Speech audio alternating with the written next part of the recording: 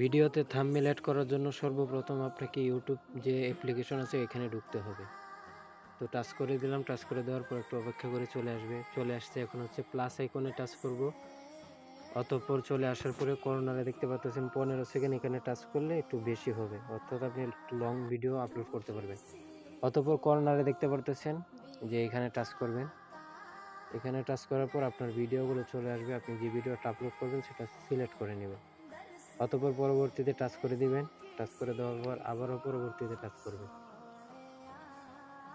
তো এইখানে চলে আসার পর আপনারা আবারও পরবর্তীতে টাচ করে ঢুকে যাবেন। তো দেখতেই পারতেছেন যে আমাদের সামনে চলে আসছে কর্নারে একটা কলমের মতো আইকন দেখতে পারতেছেন, এইখানে টাচ করবেন। এইখানে টাচ করার পর চলে আসছে। তো নিচে যে একটা ছোট ঘরের মতো দেখতে পারতেছেন, ওই ঘরটা আপনি যেইখানে রাখবেন ওইটাই আপনার ভিডিওর থাম্বনেল হবে।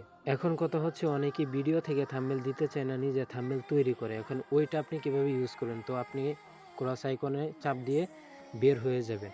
তো আবারও চাপ দিয়ে বের হয়ে যাবেন। বের হয়ে যাওয়ার পর নিচে দেখতে পারতেছেন যে এডিট করো অপশন লেখা আছে, এখানে চাপ দিবেন।